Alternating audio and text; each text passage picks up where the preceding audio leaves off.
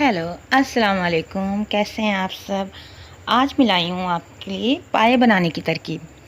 पाए को सबसे पहले तो बहुत अच्छी तरह से धो लें। कुछ बाल होते हैं वो निकाल लें और उसके अलावा 2-3 पानी से धोएंगे तो उसमें कोई महक नहीं रहे। थोड़ा आज मैं चेंज सा रेसिपी बताऊंगी पाए की। मुख्तलिफ़ लोग मुख्तलिफ़ तरीके से बनाते हैं। कभी मसाला भून के बनाते हैं, कभी पाए को गलाने के बाद मसाला भुना जाता है, उसके बाद पाया डाला जाता है।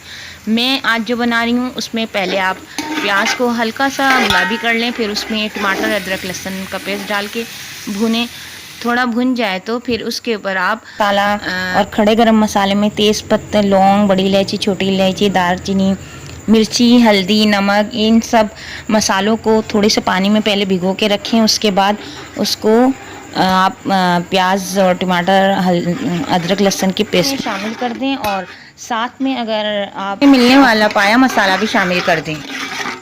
मसाले की मिकदार आप अपने पाए की हिस्सा कर सकते हैं। भुने हुए और साफ़ सुथरे पाए को अब आप इन भुने हुए मसाले में शामिल कर दें और अच्छी तरह से हिलाएं और फिर उसके बाद 6 से 8 ग्लास या 12 ग्लास पानी डालकर 4 से 6 घंटे पकने के लिए छोड़ दें। ढक्कन को मजबूती से बंद कर दें और बार बार ढक्कन को ना खोलें।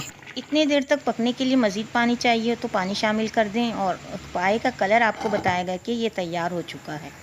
घर में सबका ही पसंदीदा होता है पाया। अब मज़े के साथ नाश्ते में खाएं या फिर रात को डिनर करें और ख़ूब इंजॉय कीजिए।